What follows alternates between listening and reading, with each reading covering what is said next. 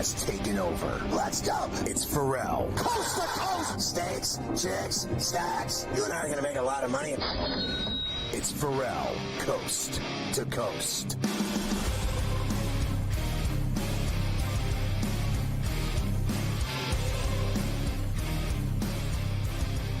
We always love to hook up with my good buddy, Joe Beninati, the legendary voice of the Washington Capitals. And Joe, it's great to see you as always.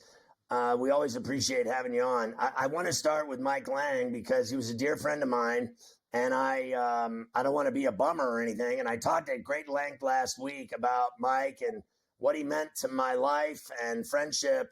And I did it all with Mike Lang. He taught me how to do play-by-play. When I got that job with the Thrashers, he told me many things. Be you. You're crazy. Just be you, and you'll be okay. And I thought I was crazy calling Thrasher games, and I was too crazy for Don Waddell and all the suits, and that's fine.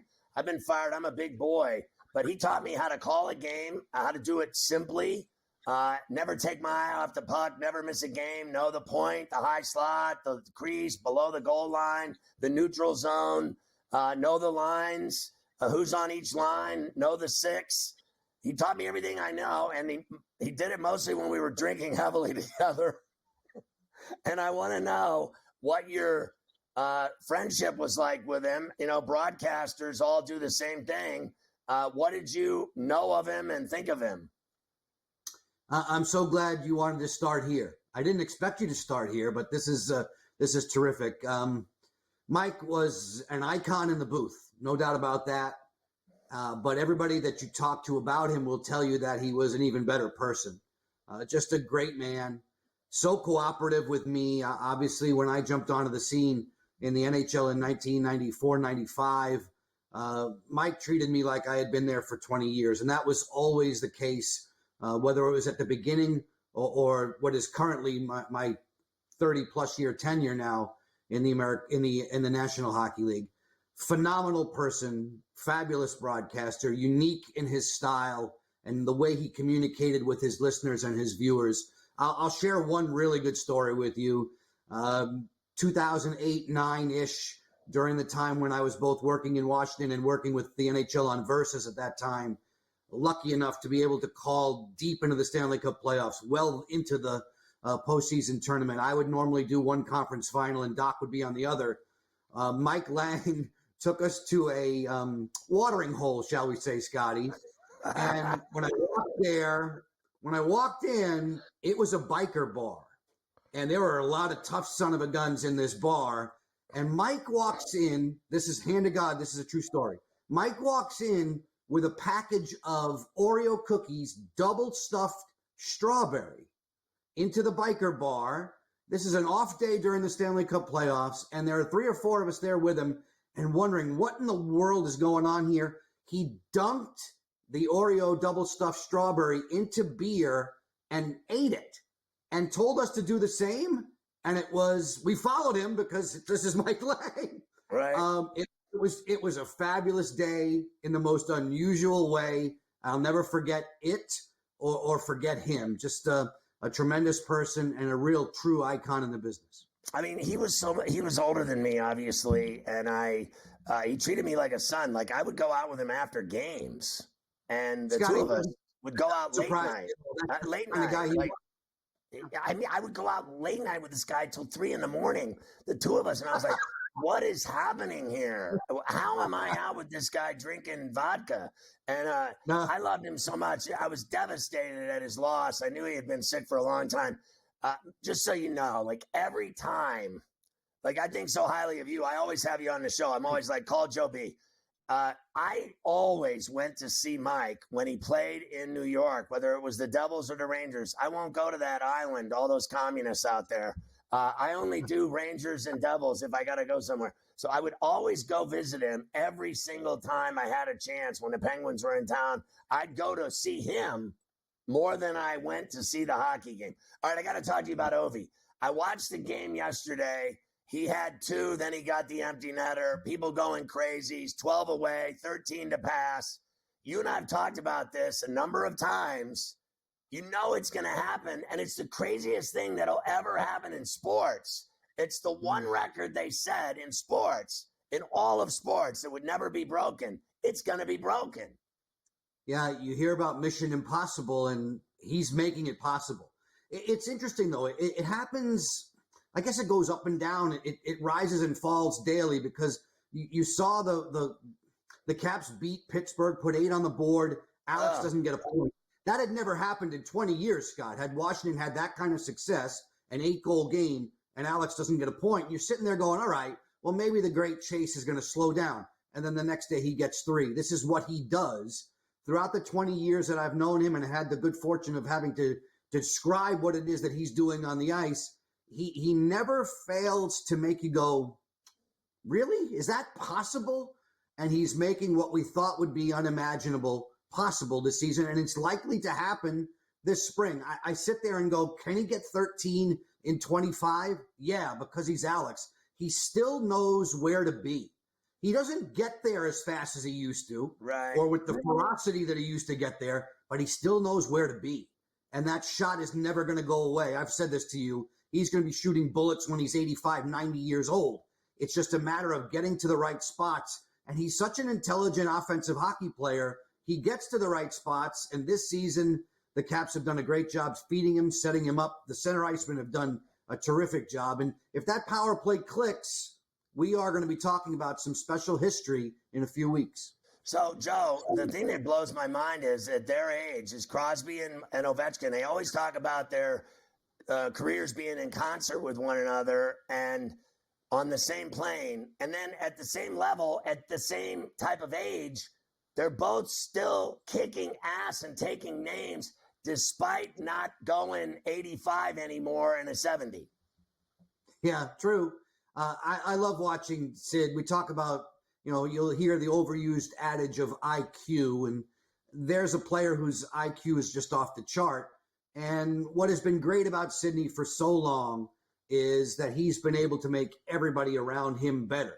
All the while blessed with superhuman talents, he's able to elevate his game and at the same time those around him. And I know fans in Pittsburgh, I know fans around the NHL do not want to see the end of Sidney Crosby's career be mired with a team that's not in the postseason party. That's why I think what the Capitals and Alex Ovechkin are doing nowadays, thanks to some very shrewd moves in the offseason by Brian McClellan, they've been able to thread the needle. They've been able to stay competitive and in this season be a number 1 ranked team and at the same time fortify Alex's chase for what we thought was going to be an unapproachable record. It's really quite a juggling act that they've put on in D.C., and I think right now, after 57 or so games, people are respecting Washington as the top team in the East by a runaway and perhaps the best team in the league. They've just eclipsed Winnipeg. That's been a back-and-forth battle.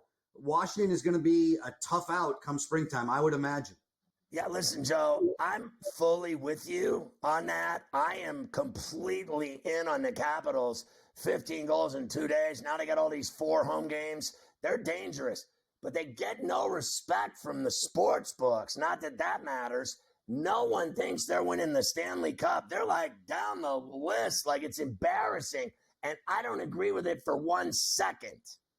Nor do I. And I think that if they're going to use that for motivation, maybe not. I know they're extremely well coached, Scotty. Carberry is likely to be a runaway landslide winner for Coach of the Year. He and his staff are excellent. And they put Washington in the right shape. I can understand why maybe the people in Vegas think that Carolina might be superior in a playoff run, or the defending champs from Florida will still be very, very much to talk about come springtime. But I think Washington will be right there with them. Screw those teams. I'm pulling for Joe B and the Capitals. Hey, after what you did to my Penguins Saturday, I have to just be all in with the Capitals the rest of the way in the East. Joe, always good to see you. Thanks for the kind words about Mike Lang. We love you, and we'll catch up with you soon. Hopefully when Ovi passes Wayne Gretzky. My pleasure. Thanks for the invite, guys. Love it. All right, Joe. Great job, Joe.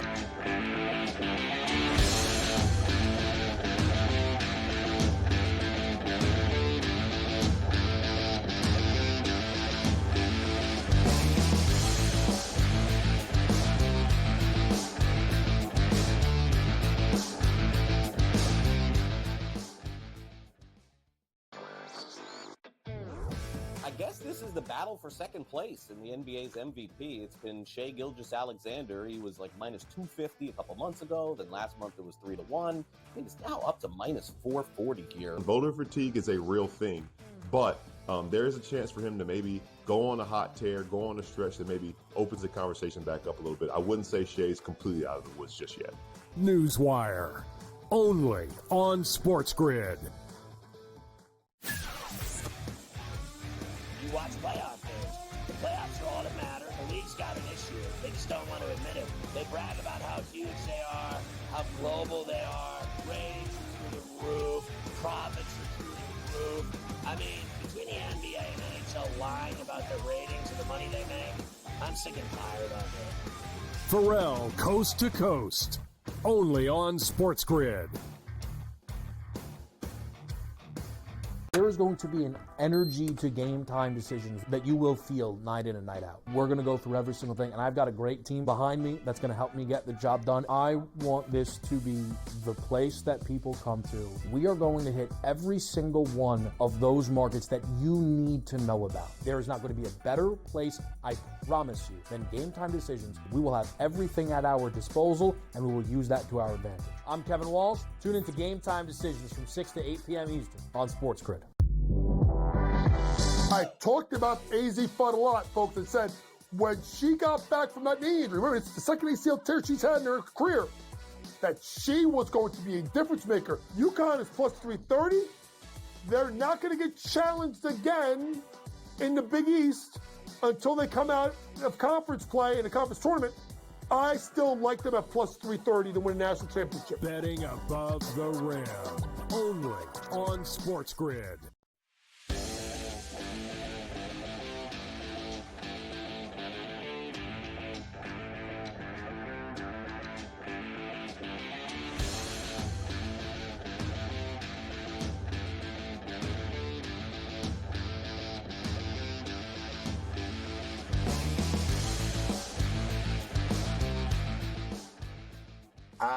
Just like that commercial, I don't think it's the same word though, right? Remember the lady at the fridge? Pirates, Phillies, canceled. Yankees, Red Sox, canceled. Marlins, Astros, canceled. Twins, Rays, canceled. Blue Jays, Tigers, canceled. Braves, O's, canceled. Expired. Refund. Yeah. Refund. Yankees Sox canceled in Fort Myers. So that's off the board. That's why all the other teams go to Arizona. Expired. Now. Everybody wants to go to Arizona. Doesn't rain as much there, or at all. So that's why they all head to Arizona for the Cactus League instead of the Grapefruit League. You have days like this. I know it won't be canceled at the TGL coming up in 45 minutes. They're going to get that one off inside Thank God for the SoFi Center down there with the golf. All right, NBA tonight. Let's roll here. We'll start with the two games. Like you said, these are probably the two best games tonight. The Clippers, after the loss in Indiana yesterday and the 31 from Harden, go to Detroit. We spent a lot of time on them. They've won 6 in a row. Detroit minus 1.5, 221.5 the total this evening. We just have to go with the Pistons, right? And keep the roll. I mean, that's just all there is to it. Cade Cunningham, Pistons, at Little Sleezers, the roll. You got to stay on the roll. And we can't have these teams from Lipstick City coming in and evading their space. Can't have it. We don't allow it whatsoever. No Kawhi, no Norman Powell for the Clippers this evening in that game in Detroit as what well. What else is new? No Kawhi. Jesus. I play more than him. The Nuggets are in Indiana against the Pacers. Nuggets minus 5.5 favorites on the road here. How about this total? 245.5. Look out. Yeah, I actually like the Nuggets tonight here at the Field House. They've won, 9 in a row? Something like that. Oh, they lost. After they won 9 in a row, they lost to the Lakers. But they won 9 of 10. And I say they get back up on the horse and beat the Pacers because they're just flat out better than them. And I won't deny the Pacers are tough. I mean, I'm not going to sit here and act like they're not tough. They are tough. I'll give them that. I think the Pacers are, back to their winning ways. You know what I mean? I think they're a playoff team. I think they have the capability of winning. They took the Knicks out last year. Simple as that. You can say whatever you want about them. I think they are dangerous. But I think the Nuggets, there's something about them that they're playing really good ball again with those core four. And they let Christian Brown play a lot and a couple other guys. But the core four, their core four is hardcore. Like I talked about LeBron, Reeves, Luka. To me, the Joker, Gordon, Porter, Murray is the entree of the night. I mean, it is 2 for 1 at the blue light. You know, the Bluebird special. Let's go. Something has to give in Philadelphia tonight. The Bulls have lost 6 in a row. The Sixers have lost 7 in a row, but they will play in Philadelphia. Sixers minus 3.5, 233.5 the total. The Sixers will win tonight. It's a disgrace. Both of these teams are really just pathetic, and I'll take the Sixers in a disgraceful performance. And I love every minute of it. There is nothing I enjoy more than watching people talk about this team like they matter and they lose every night. But they'll win tonight. Watch, Maxey Pat will have a big game, and they're going to shut Embiid down. It's only a matter of days before you're hearing the story that he's shut down and having knee surgery. He will not play more than, I give him 2 games and he's finished. Brooklyn, as we said, they're the one team that is playing well at the bottom of the Eastern Conference standings. They're in Washington against the Wizards tonight. Brooklyn minus 2.5. I'm with you on this. 217.5 the total. I like the Nets down in DC. They're playing great ball, and they're playing great defense, and that's all it takes for me. I'm in. The Heat are in Atlanta against the Hawks. Hawks minus 1.5. 231.5 is the total this evening. The way they lost last night in that 148-143, give me the Hawks. They just score so much. And you weren't here, but we played the greatest clip. You weren't here. I think Luke played it the other day. We played this clip of this guy. Did you see this guy's press conference where he just absolutely eviscerated the refs by name? He called the chick out by name. He said he's the worst, and she's got something against us. And all these other refs are on the take. They play favorites. They screw us. They shaft us. Send me the bill. They're horrible. They hold grudges. They're phonies. It was the best. I told Luke to save the clip forever. If he has it right now, run it. It's so great. It's the greatest clip we ever ran on this show. Was it? I'll get in a second. Was this Spoelstra or Snyder? Who did this? Which coach did this together? Who did this? It was Trae Young. Trae Young did it. Oh, I didn't know Tro. So Trae Young did all that, huh? Wow. It's the best. I'll go find it. The best game. He's making, $30 million. He's like, he's just holding his face going, one by one, he eviscerated him. It was the greatest clip we ever ran on the show. Timberwolves and Thunder, of course, played last night in Minnesota. They'll go again tonight in OKC. 11.5 for the Thunder here this evening. Look out, some big lumber. 228.5 the total. Beat him again harder. Beat him again harder. They whacked him last night and covered, and they're going to whack him even worse tonight at OKC. And I also, I think that T-Wolves team is worse than they were when they were on their run last year. I thought they were better. It's not the same team, if you ask me. So I think the Thunder take them out in OKC. Portland is 7.5-point favorites in Utah against the Jazz, 231.5. Jesus, I think the Blazers win that game, but I'm sketchy on the number. I'm sketchy on the number. They, let's just face facts here for a second. Just for the sake of it, all right, so they lost by 4 to the Clippers in overtime, and they beat the Lakers, and they got blown out by the Lakers. They got blown out. Yeah, they suck every night. Give me the Blazers.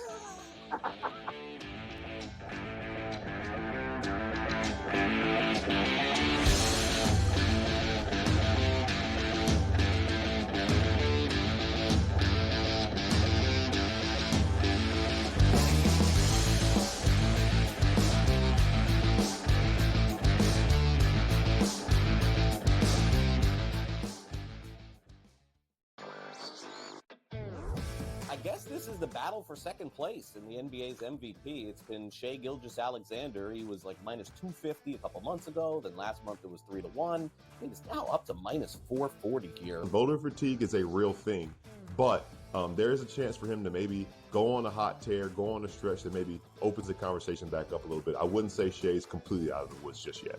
Newswire, only on SportsGrid. You watch playoff games. The playoffs are all that matter. The league's got an issue. They just don't want to admit it. They brag about how huge they are, how global they are, ratings are through the roof, profits are through the roof. I mean, between the NBA and the NHL lying about the ratings and the money they make, I'm sick and tired of it. Ferrall, coast to coast, only on SportsGrid. There is going to be an energy to game time decisions that you will feel night in and night out. We're going to go through every single thing, and I've got a great team behind me that's going to help me get the job done. I want this to be the place that people come to. We are going to hit every single one of those markets that you need to know about. There is not going to be a better place, I promise you, than Game Time Decisions. We will have everything at our disposal, and we will use that to our advantage. I'm Kevin Walsh. Tune into Game Time Decisions from 6 to 8 p.m. Eastern on SportsGrid. I talked about AZ Fudd a lot, folks, and said when she got back from that knee injury, remember, it's the second ACL tear she's had in her career, that she was going to be a difference maker. UConn is plus 330. They're not going to get challenged again in the Big East until they come out of conference play in a conference tournament.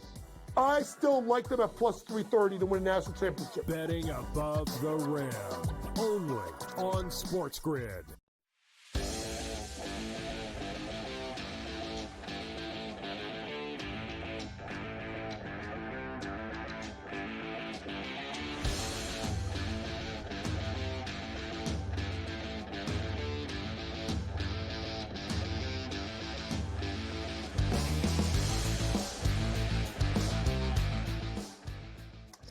All right, so there's one game left at game at the Golden One in Sacktown. Yep, one straggler here. The Hornets still out on the West Coast. They're in Sacramento tonight against the Kings, who, they get whacked by like 30 by the Warriors the other night. They've had a few days to sit on that. They're 11.5-point favorites against the Hornets. 233.5 is the total. Christ, they got whacked by 53 points at Portland on Saturday. They got whacked in Los Angeles by the Lakers. They got whacked in Denver. So my guess is they're going to get whacked tonight. Take the Kings and lay the 11. They've just literally sputtered out on this trip. I love LaMelo Ball, but you can't lose games. 129, 115, 141, 88. And, my God, 141 to 88. Jesus H. Christ. They're just, packing it in. Road trip, going to good restaurants, sleeping in expensive beds, going to the gym and getting whacked.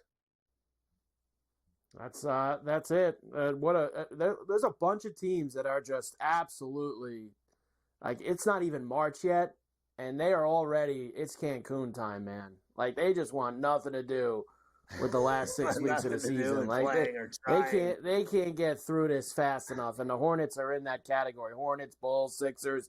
There's a bunch of teams that are absolutely in that category right now. So there you go. There's your NBA for tonight. All right, let's try to squeeze these two clips in before you talk to Coach. Did you see the Matt Painter after the Hoosier win? No. Okay, you did not. Well, I know he was mad about the refs. This has nothing to do with the refs. This is him talking about the Indiana job and what Indiana should do going forward after they get rid of Woodson. So he grew up in Bloomington. He was an IU fan his whole life, and he played in summer camps there, and he wanted to coach at Indiana. Bob Knight was going to have him as an assistant. He ends up 20-year run at Purdue, of all places, a backstabber. Two long clips. Here's the first one, him talking about what Indiana needs to do.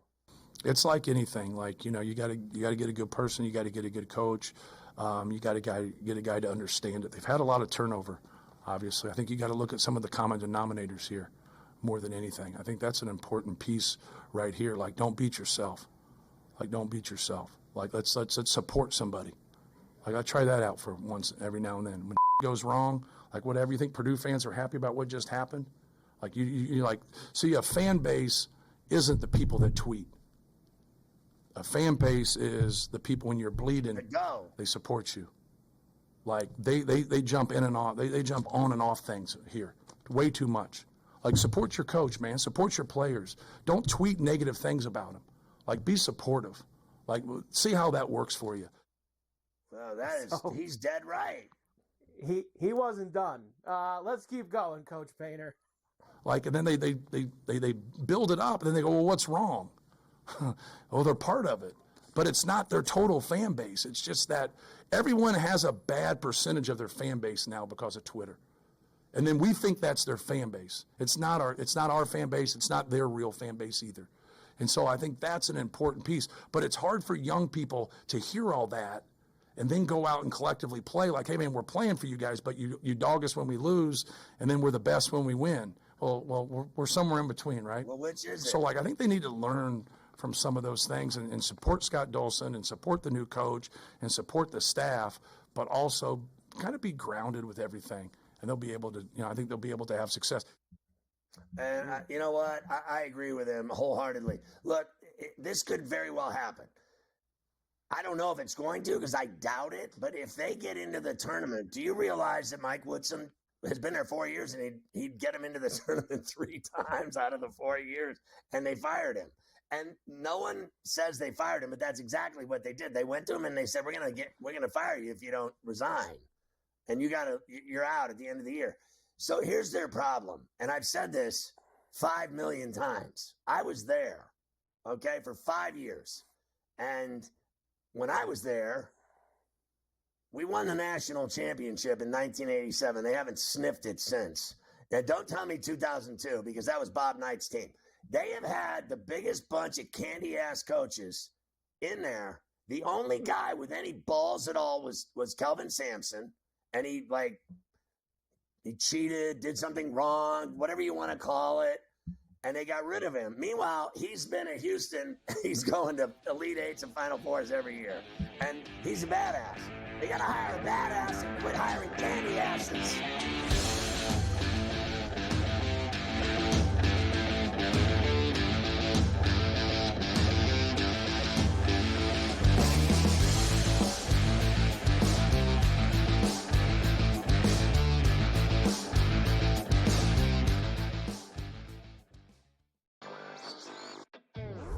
I guess this is the battle for second place in the NBA's MVP. It's been Shai Gilgeous-Alexander. He was like minus 250 a couple months ago. Then last month it was 3-1. I think it's now up to minus 440 here. Voter fatigue is a real thing, but there is a chance for him to maybe go on a hot tear, go on a stretch that maybe opens the conversation back up a little bit. I wouldn't say Shai's completely out of the woods just yet.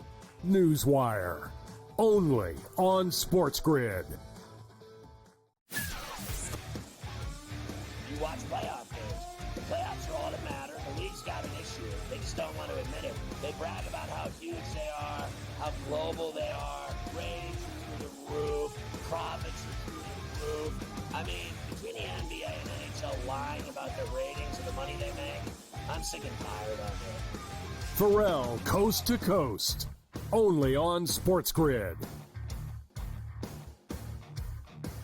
There is going to be an energy to game time decisions that you will feel night in and night out. We're going to go through every single thing, and I've got a great team behind me that's going to help me get the job done. I want this to be the place that people come to. We are going to hit every single one of those markets that you need to know about. There is not going to be a better place, I promise you, than game time decisions. We will have everything at our disposal, and we will use that to our advantage. I'm Kevin Walsh. Tune into Game Time Decisions from 6 to 8 p.m. Eastern on SportsGrid.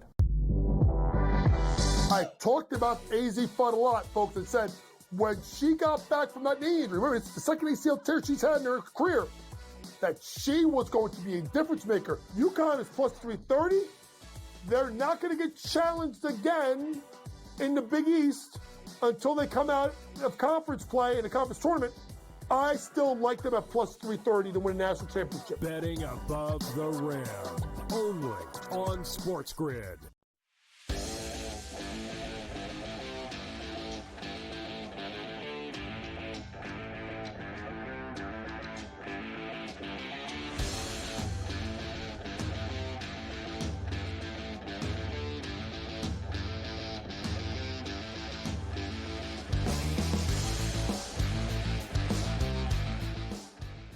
So back in the day at Indiana, they had a great athletic director, and they had a great sports information director, a legendary one, and they had Bob Knight.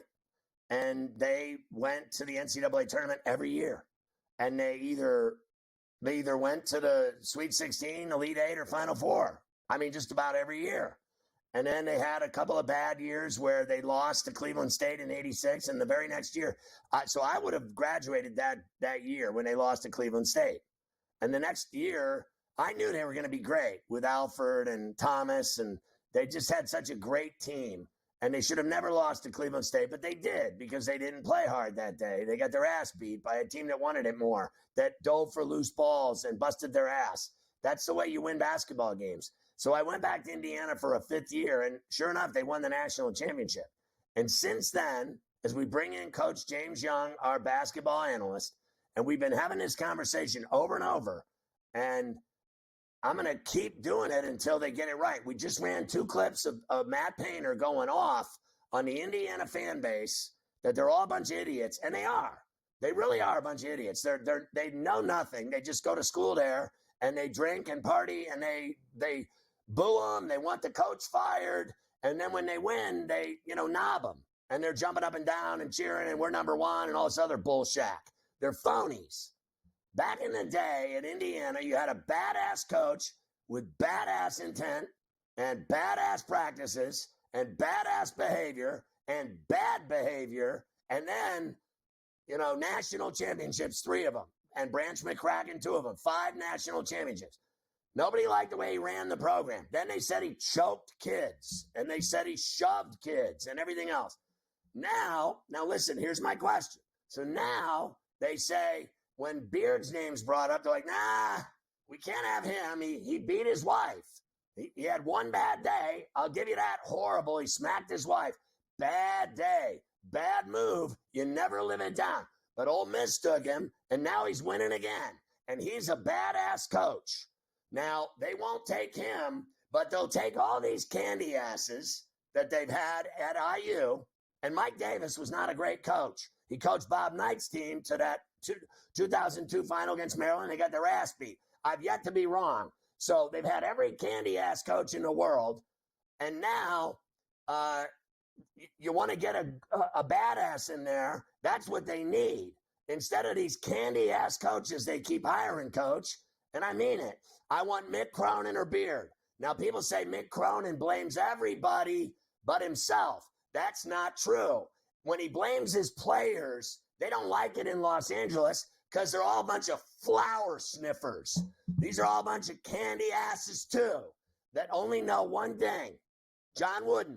And he ran it the way it should have been run. And ever since, they've had a bunch of saltwater taffy coaches there, one after the next. They finally get a guy in there that calls out the players when they don't bust their ass, and they want him gone. Well, we'll take him in Bloomington, but they won't like him there. What? Because he yells at players? The last time Indiana mattered, they had a coach that yelled at players. And I'm done with all this don't yell at kids stuff. Don't yell at high school kids and college kids. I mean, what in the F is happening to basketball, Coach? Honest to Christ. And I am a huge Bob Knight fanatic. They don't make him like that anymore. Remember ass to bench? Best way to make a guy play basketball is sit his ass on the bench. That'll wake him up. Listen, I can't deal with this softness that we have today of the kids. Mean to me. I'm going to go in the portal. Let me tell you something, folks. You want to talk about guys with questionable character? How many times has John Calipari gotten a job for all the you-know-what? And, from guys not taking the SATs. Everywhere Cal leaves, there's a trail of allegations that follow him. How about Rick Pitino? You think St. John fans are bringing up what he did in the past? including in a restaurant when he coached at Louisville. They're not bringing that up. St. John's is number 7 in the country. So, folks, what do you want to do? What do you want to do in Hoosier Land? You want to be relevant, or you want to be nice? I'll take Bob Huggins. Don't even get. I got stories about Huggy Bear. I'm not talking about my guy Huggy Bear. They would win. And they win. Listen, I think Chris Beard would be phenomenal there, right? I think Mick Cronin would be phenomenal there. I brought up Petito. I think Petito now is putting everything to rest. He's not leaving there. He's with the mafia. You see him. You see he dap up the vitamin water, the Power Armor guy before the game. Slick Rick the Ruler getting paid. I'll give you another coach. T.J. Ossenberger of Iowa State. Right, we've heard that. And, if I were him, I would leave for Indiana. But of course I leave for Indiana. I know, but does he have the balls to do it? If he's competitive enough, he will. And I want people to understand something. The landscape is going to change again with the NCAA in regard to this $20.5 million revenue sharing, salary cap, whatever way you want to call it. Right. That's probably coming 26, 27. Folks, make sure you understand this. Title IX's thrown out the window, but you can go above that with the NIL collective. So a school like Indiana, who has come off a college football playoff, which is going to get an influx of money in regards to donors because of the football team, is now going to be able to stuff the coffers and I think be one of the top 10 teams in NIL. So now, if you do it like Rick Pitino did it, right? Or if you want to look in league, what they did at Michigan, right? Dusty May, getting Brad Golden in, getting Danny Wolf, a kid from Yale. Yeah, a kid from Yale is going to be top 10 and top 15 in the draft. You got the NIL money, go get the coach. Stop worrying about politics. Stop worrying about how it's going to look and look at the bottom line. Wins. Do you think that's all that matters. That Woodson, let's say hypothetically, with that quad 1 win against Purdue, with that second half, 48-point second half, and obliterated them, won at the Breslin against highly ranked Michigan State, won at Ohio State. They're now in the conversation as being the last of the, entities that are surviving. Like, can they get in? They're like, can they win at Oregon? But they got some games. They got 2 games at home that they can win. Penn State being the next one. They have to win that game. I don't think they're winning in Eugene. But if he gets them in to the NCAA tournament 3 out of the 4 years that he was there and they fired him, I think the entire athletic department should be fired and they should keep him. I'll tell you what took them so long? He resigns and they played 2 of the 3 of the best games of the year right after that. And they only lost to UCLA by 4. You're right, Ferrall. Softer schedule landing. Home Penn State, Mike Rhodes' team, good start, been sliding. At They're Washington, awful. That's a win. At Eugene, gonna be tough. Loss. They cannot slip up at home season finale versus Ohio State. They have to have that win. They have to, in my opinion, go 3-1 and not get blown out at Oregon for you to sniff it. They're minus 114 both ways on FanDuel to make the tournament. But think about this, Ferrall. Michigan State, Michigan, Maryland, Wisconsin, UCLA, Purdue, Illinois, Oregon. That's 8. If they take 9, it's Indiana versus Nebraska. And if Nebraska can find a way to win tonight versus Michigan, that's going to jump them.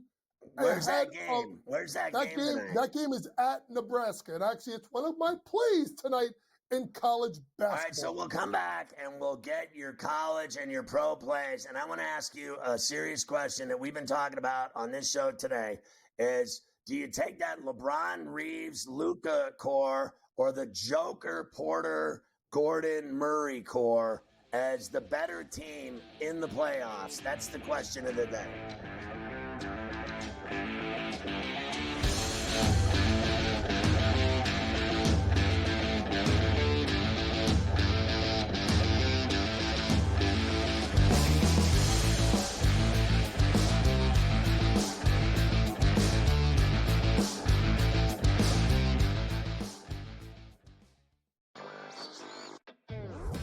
guess this is the battle for second place in the NBA's MVP. It's been Shai Gilgeous-Alexander. He was like minus 250 a couple months ago. Then last month it was 3-1. I think it's now up to minus 440 here. Voter fatigue is a real thing, but there is a chance for him to maybe go on a hot tear, go on a stretch that maybe opens the conversation back up a little bit. I wouldn't say Shai's completely out of the woods just yet.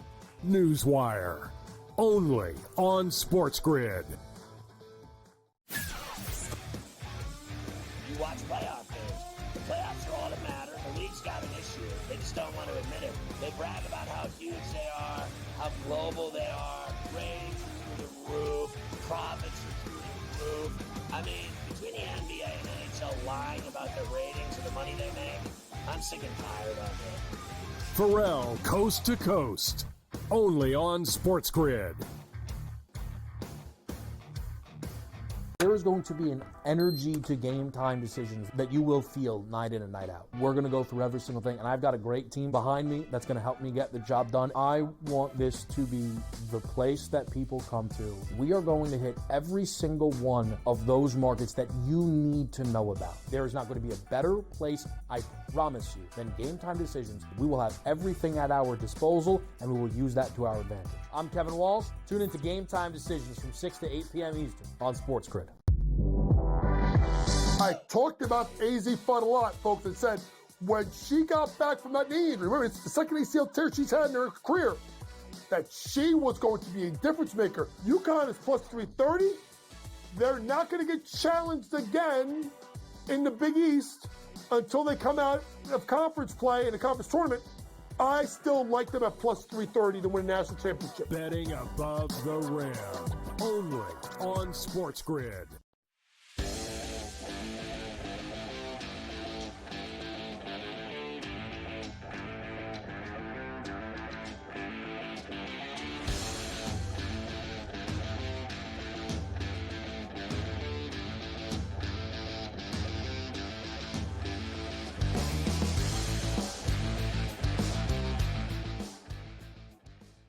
Yeah, Coach. I told Chop she was the worst player ever and never drove to the 10 once in her life. I said, I've never seen a guard not want to go to the 10 and light up a tree and, climb the tree and finish. There's no guard I've ever met in my life that doesn't want to go inside and finish except her. And then she made all county on me. And she's like, oh, listen, I'm all county, fool. Who's talking now? That's what she gave me. She gave me that at dinner last night. The all county, you're a fool. Called me a fool. Never scored a 2-point basket in her life. You've seen it. It's awful. Chop's got 1 2-pointer all season. That's great. I told Fred really quick. I said the next time the Chop drives to the basket, it'll be in a car because it ain't gonna happen on the court. It's unbelievable. Anyway, so give me your college plays for tonight and your NBA plays, and then I'm going to ask you again the question of the day. It's the Ferrall poll. Get your pens ready, folks, because there's 10 plays tonight. Let's start in the college game. UNC on the money line at Florida State. Listen, they've won 3 in a row. They won the last 5. This is their last stand. They have to win out, including probably beat Duke at home for a chance to make the NCAA tournament. We talked about Nebraska. I'm going the other way. I'm going Michigan plus 1.5. Nebraska's been really good at home, but there's a team that's tripped them up twice. It's Maryland. And what do they have? Queen Reese. Size. What does Michigan have? Golden. And they have Danny Wolf. 2 7-footers. That's going to be a problem. Give me Michigan plus the 1.5. Next, Houston on the money line. Remember, it was a great game. They lost to Texas Tech earlier this year, a couple weeks ago. They've won every game since. CJ Cryer has been absolutely fantastic. 28 points over the weekend.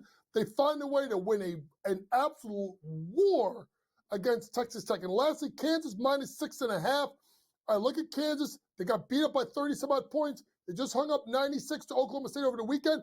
They have to be better. They know it. And another guy that takes no nonsense, Bill Self, knows it. Thad Poyle, we love them. They're last place, obviously, in league. Give me Kansas minus 6.5 tonight. Kansas fell out of the top 25 today for the first time since before Christ. What are your NBA plays tonight? Let's start with the Pistons plus 2 at home versus the Clippers. You look at a Detroit team 4-0 against the spread the last 4 games, playing really good basketball. 3-7 against the spread the last 7 for the Clippers. Both teams on a back-to-back, but they have to head to Detroit. Next, Nuggets -5 versus the Pacers. The numbers probably moving because you see it's -198. I think what you're going to see here is a Nuggets team that should rebound after losing by 30. We'll talk about that more in a little bit, but they find a way to cover the spread. Heat, Hawks over the number. This number has been climbing. It's up to, I think, 230. And I think this game, Atlanta's been good defensively, better, but they still want to get out and run. Both teams on back-to-backs. I think they get out and run. Give me gave the up over. 148 yesterday, for Christ's sakes. They don't play no D. Yeah, they played D the game before that, but then they gave up 149 to the Knicks. That game's going over. Plays, props. Jeremy Grant over 18.5 points. Hear me out here. They're playing decent basketball here in Portland. The team in Utah they're playing gives up, I think, the 4th or 5th most points of power forwards. No John Collins. Give me Jeremy Grant over 18.5 points. Aaron Naismith over 8.5 points tonight. Going to be track meet. Indiana's going to try and make the Nuggets run. If you look at it, Brown probably guards Halliburton. That leaves Murray on Naismith. What did Bev call someone? A cone. That's Jamal Murray. Last play, Hartenstein, a.k.a. White Boy Rick, fan of the show. Double-double plus 150 versus Minnesota. White Boy Rick. White Boy Rick has played some really good basketball. Look at that boy. That's our boy. Don't you think the Knicks can use him right now a little bit? I think so. Isaiah Hartenstein plus 150. Scored a double figure for the last 5 games. Keeps Rudy off the boards. Hartenstein, double-double tonight. All right. Before the Ferrall poll, 2 other questions. One, over-under that Mitchell Robinson lasts 15 games, and over-under of how many games Embiid plays left, we have at 2 before he's shut down with the knee. Obviously, shut down tonight versus Chicago. I'll start with Embiid first. I'm going under. If I'm Philadelphia, number one, let's be honest. They're in a tough spot. They got to play both, right? We want to compete. We need to be healthy. Hey, Philadelphia, why did you let him go play in the Olympics? Why did you let him go play? Kawhi got pulled out. Little late now. Get him down for the rest of the year. Get the knee fixed. Mitchell Robinson over, but that's not going to fix all the Knicks' problems. Effort, depth. The Knicks got to get healthy. The problem is Tibbs plays his guys too many minutes. He's got to rely on his bench a little bit.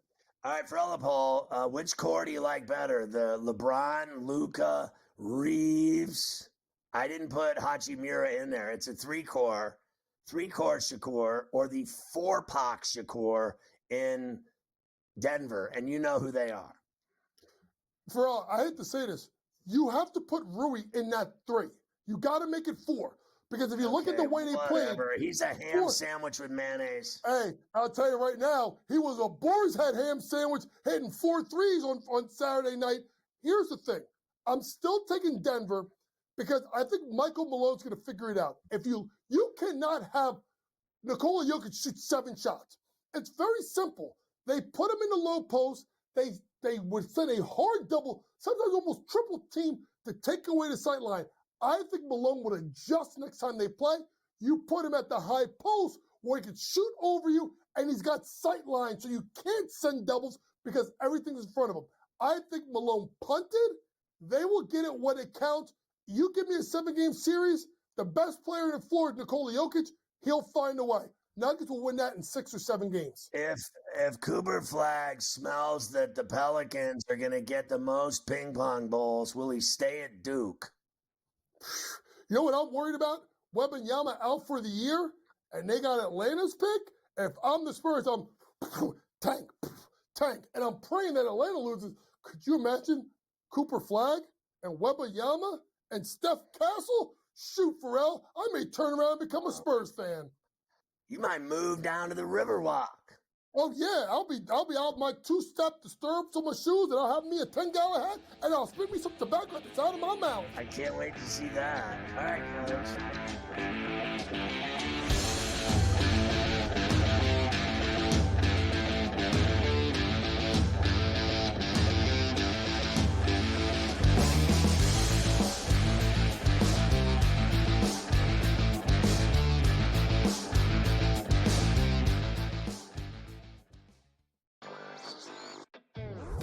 I guess this is the battle for second place in the NBA's MVP. It's been Shai Gilgeous-Alexander. He was like minus 250 a couple months ago. Then last month it was 3-1. I think it's now up to minus 440 here. Voter fatigue is a real thing, but there is a chance for him to maybe go on a hot tear, go on a stretch that maybe opens the conversation back up a little bit. I wouldn't say Shai's completely out of the woods just yet.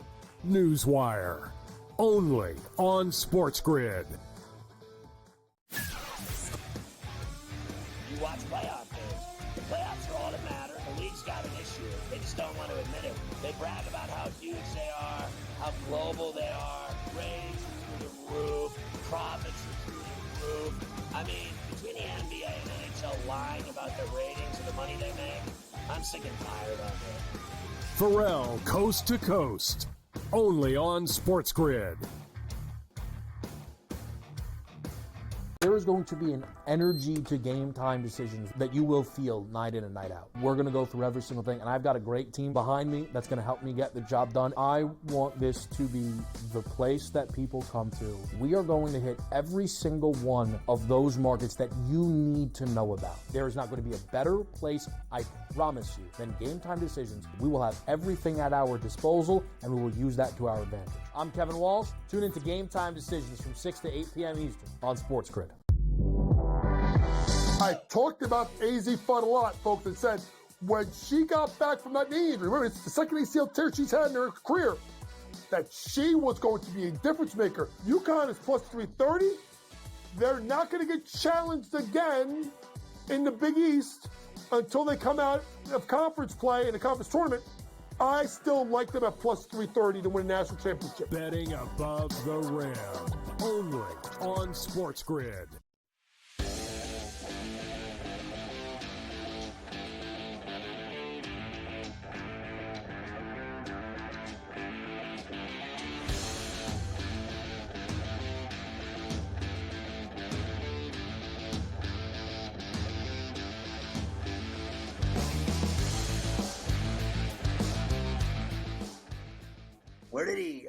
Where did Luke say the guy was at the Target?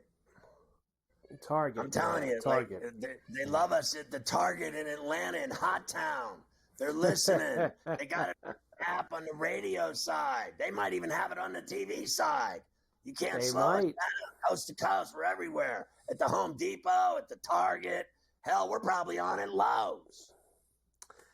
They very well might be doing that, that's for sure. One last thing for the Indiana stuff, and I'll move on. It won't be Dusty May. Michigan gives him new multi-year extension to shut down all of that Indiana talk. So they were very paranoid, and they took care of business there. UConn got whacked by St. John's at the Garden yesterday, 89-75. Nice job by the Johnnies.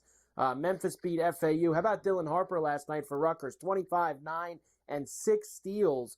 They blew out USC. Musselman, by the way, did the same thing that Cronin did after they played the Rutgers-Maryland swing, crying about the long trip from Los Angeles and all that.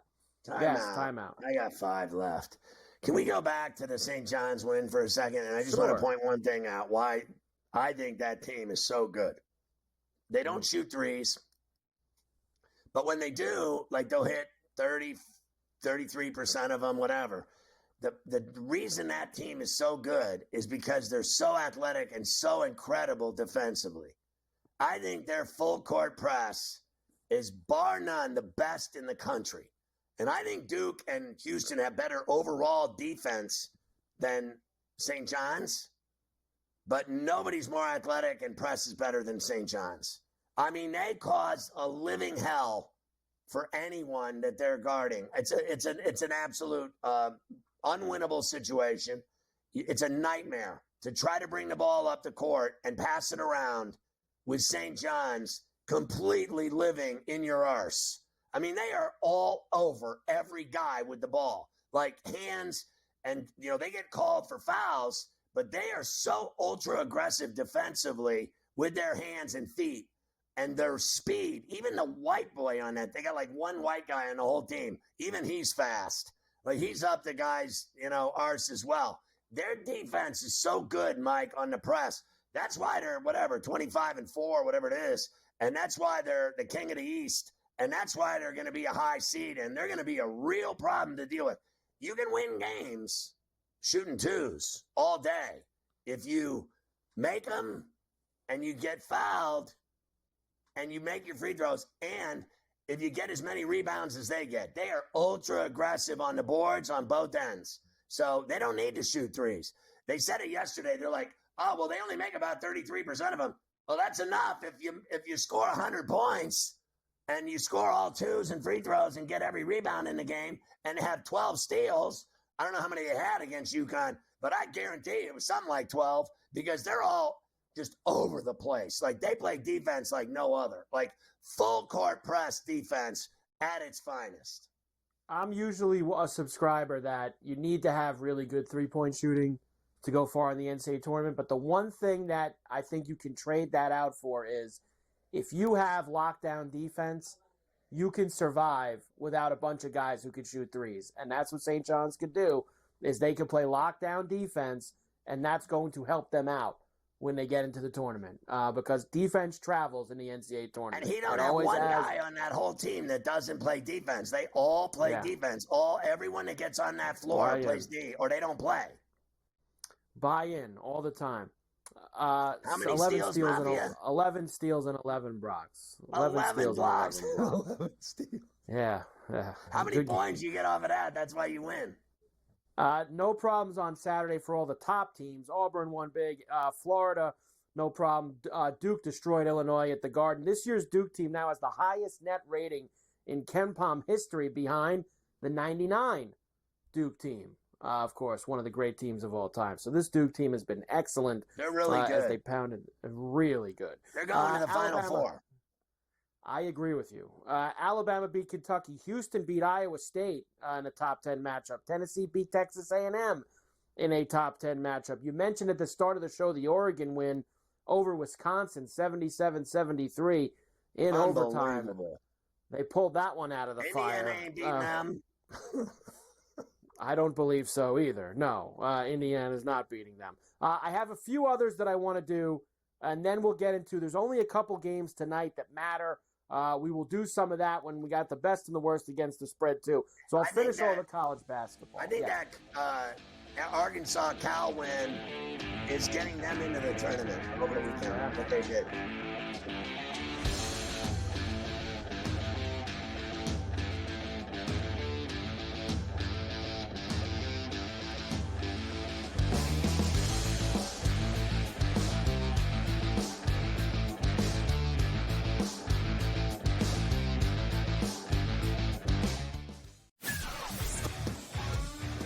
Duke the 1, Houston the 2.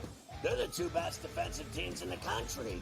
I want to see them play for the right to go to the Final Four because I think that would be a kick-ass game. Duke is really great on both ends of the floor. You know, they can score and they can defend, and that's why they win by big numbers all the time, because they're really good on both ends of the floor. I don't trust Houston's offense. Ferrall Coast to Coast, only on SportsGrid.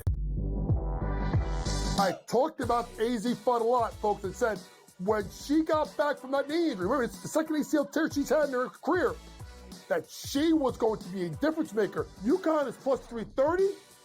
They're not going to get challenged again in the Big East until they come out of conference play in the conference tournament.